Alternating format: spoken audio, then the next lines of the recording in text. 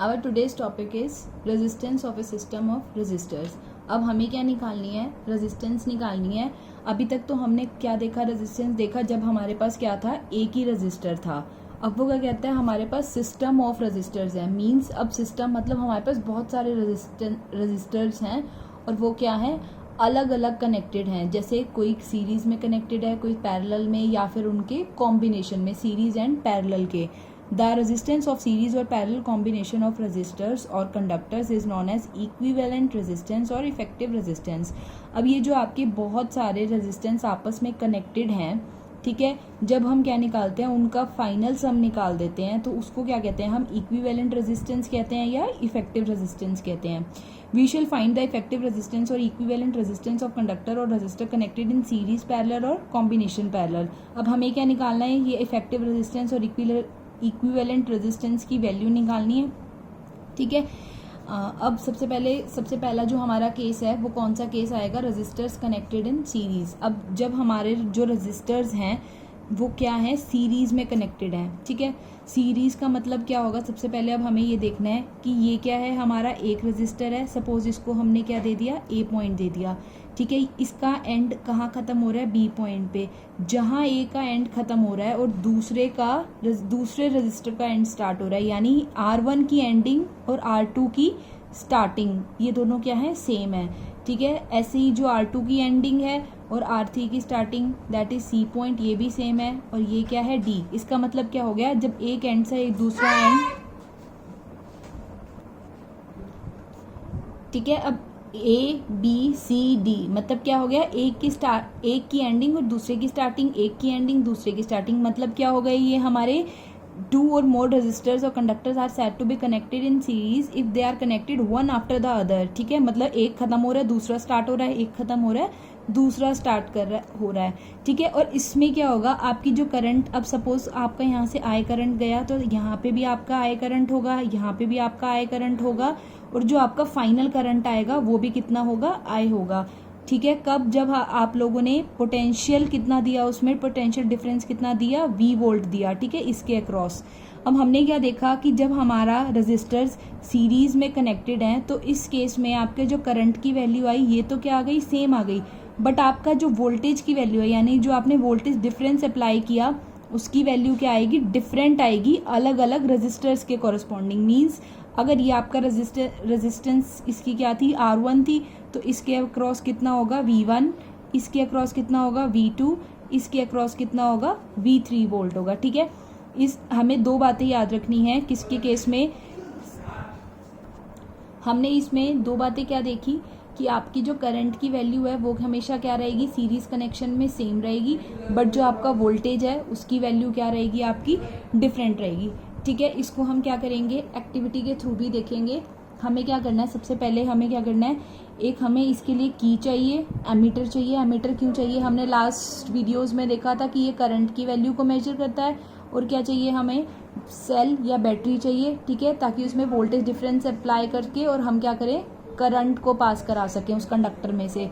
ठीक है. अब ये आपका कंडक्टर वायर, ये क्या है, आपकी कंडक्टिंग वायर्स हैं, और इसके बीच में आपने क्या लगा दी, अलग अलग रेजिस्टेंसेज लगा दी. ठीक है. इस केस में हमने कितनी resistances Lee, 3, R1, R2 and R3. अच्छा. अब इस केस में आपको पता है करंट की वैल्यू सेम होगी. ठीक है. जब आप एमीटर लगाएंगे यहाँ पे तो आप क्या देखेंगे कि आपकी कुछ आई करंट की वैल्यू आई. अब नेक्स्ट क्या करेंगे, जब आप स्विच ऑफ कर देंगे, अगेन इस एमीटर को क्या करेंगे, अब इन दोनों रेजिस्टेंसेस के बीच में लगा देंगे. क्यों, क्योंकि अब हमें इन दोनों के बीच में भी तो करंट देखना है ना, कितना जाएगा.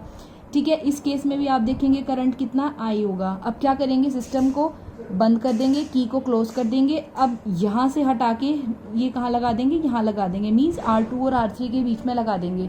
जब आप देखेंगे इन दोनों के बीच में आपने लगाया, उस केस में भी क्या होगा, आपका करंट की वैल्यू सेम होगी. तो अब इससे क्या प्रूफ हो गया कि जब आपके रेजिस्टर्स सीरीज में कनेक्ट हैं तो सीरीज में कनेक्शन की वजह से जितनी भी आपकी करंट की वैल्यू है, चाहे यहाँ से पास हुई या यहाँ से या यहाँ से, वैल्यू क्या आ गई, सेम आ गई.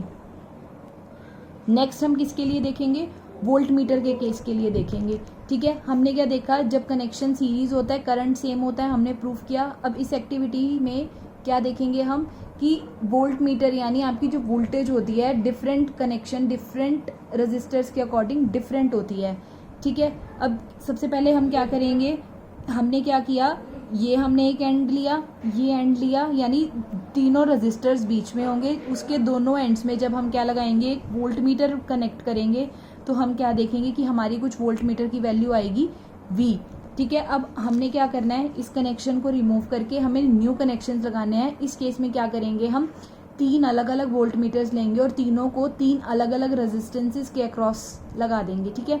R1 के अक्रॉस हमने V1 वोल्ट मीटर लगा दिया, R2 के अक्रॉस V2, R3 के अक्रॉस V3। सपोज R1 के अक्रॉस कुछ वैल्यू आई V1 और R2 के अक्रॉस वैल्यू आई V2 और R3 के अक्रॉस वैल्यू आई V3। इस केस में अब हमने क्या नोटिस किया, जो आपकी फाइनल वैल्यू है V की, ठीक है, यानी जो आपका टोटल V था, ये इस टोटल V किसके इक्वल आ जाएगा, इसके सम के इक्वल आ जाएगा, यानी V1 plus V2 plus V3, ठीक है। तो हमने क्या देखा, ये हमारा रिलेशन आया V is equals to V1 plus V2 plus V3।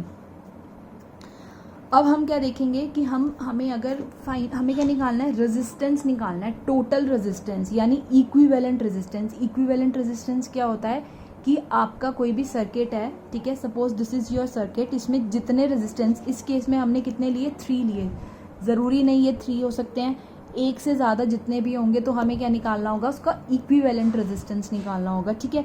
इस केस में क्या हो गया R1, इस केस में हो गया R2, इस केस में हो गया R3, ठीक है। इस केस में हमने कितने लिए, 3 रेजिस्टेंसेज लिए, दैट मीन्स इन तीनों के अक्रॉस कुछ अलग अलग वोल्टेजेस होंगी, V1, V2, V3, क्योंकि सीरीज कनेक्शन में वोल्टेज क्या होती है, डिफरेंट, और करंट क्या होता है, सेम। हमने क्या देखा, यहाँ से अगर I करंट गया तो जब फाइनल D पॉइंट से बाहर निकला तो भी कितना आया, I, दैट मीन्स बीच में भी करंट क्या था, सेम I करंट था, ठीक है। अब हमें इक्विवेलेंट रेजिस्टेंस निकालनी है, दैट मीन्स हमें टोटल वैल्यू निकालनी है R1, R2 और R3 की, ठीक है, और उसको किससे रिप्रेजेंट कर देंगे, RS से रिप्रेजेंट कर देंगे, ठीक है।